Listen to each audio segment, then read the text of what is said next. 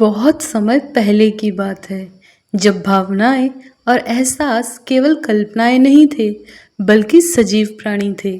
वे बोल सकते थे, चल सकते थे और एक दूसरे से बातचीत कर सकते थे। वे भी हमारी तरह जीवन जीते थे, हंसते थे, दुखी होते थे और कई बार छुट्टियां मनाने जाते थे। ऐसा ही एक अवसर था जब सभी भावनाएं प्रेम, सुख, दुख, घमंड, वैभव, ज्ञान और अन्य सभी समुद्र के किनारे बसे एक सुंदर द्वीप पर छुट्टियां मनाने के लिए एकत्रित हुईं। ये द्वीप किसी नक्शे पर नहीं था।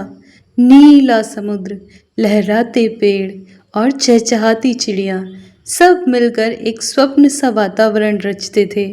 वहां ना कोई चिंता थी, ना कोई दुख, सिर्फ शांति, आनंद और एक दूसरे की संगति। हर भावना अपने ढंग से खुश थी। सुख नाच रहा था, सबको हंसाने में मग्न था। वैभव सुनहरी छांव में बैठा महंगे फलों और वाइन का आनंद ले रहा था। घमंड शीशे के पास बैठा अपना रूप निहार रहा था। दुख नदी किनारे चुपचाप बैठा आंसू बहा रहा था।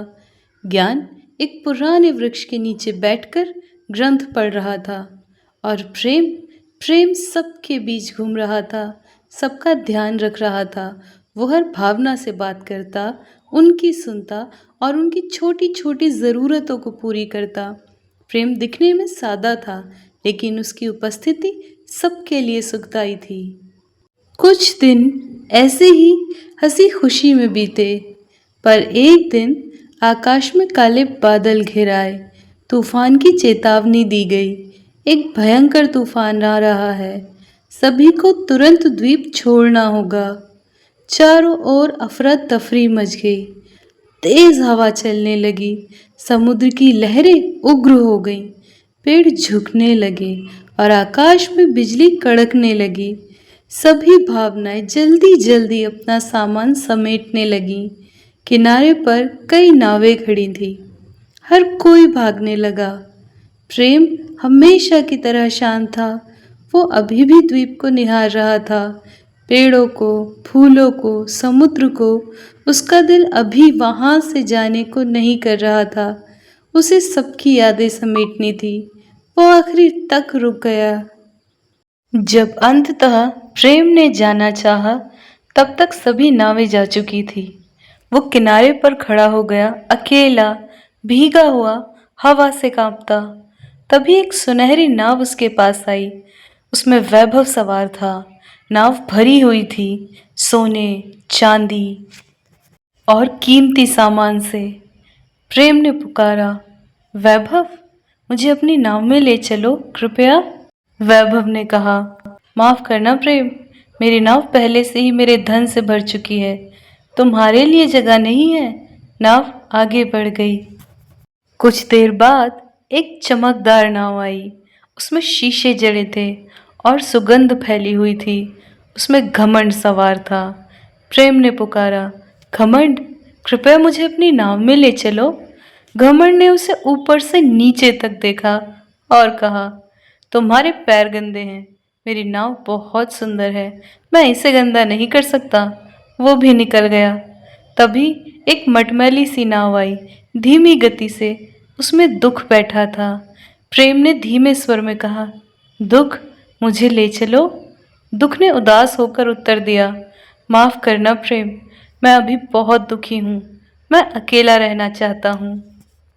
फिर आई सुख की नाव, रंग बिरंगी, फूलों और संगीत से सजी। प्रेम ने पुकारा, सुख, मुझे अपने साथ ले चलो। सुख हंसता रहा और कहा, ओह, मैं तो मज़े में हूँ, मुझे तुम्हारी बात ठीक से सुनाई भी नहीं दी। और वो भी निकल गया। अब प्रेम अकेला था।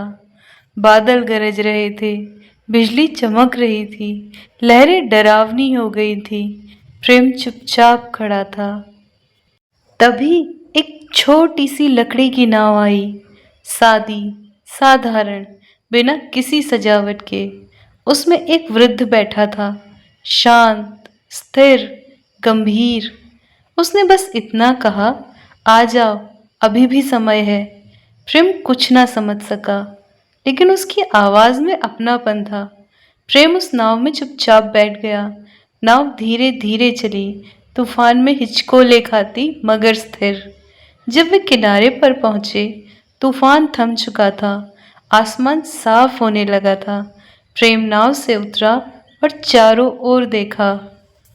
बाकी सभी भावनाएं वहां थीं, थकी हुई मगर सुरक्षित।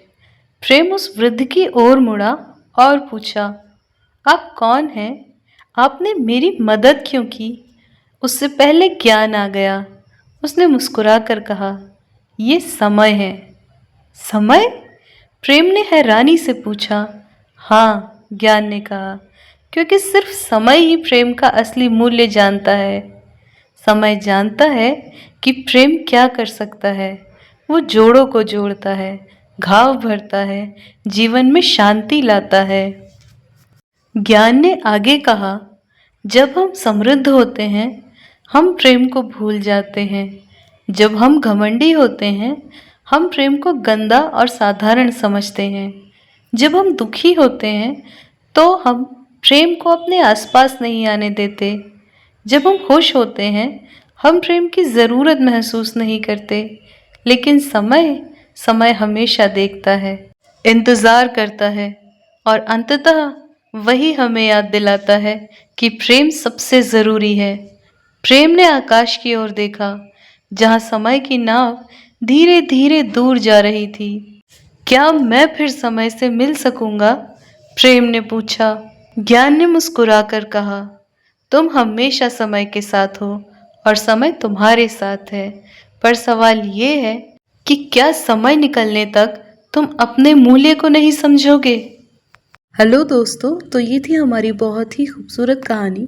इसी कहानी को इंग्लिश में सुनने के लिए आप मेरे इस चैनल को विज़िट कर सकते हैं, जिसका नाम है द फूमी लर्न इंग्लिश। और इस स्टोरी का जो इंग्लिश वर्जन है, उसका लिंक आपको इस वीडियो के डिस्क्रिप्शन बॉक्स में मिल जाएगा। Thank you.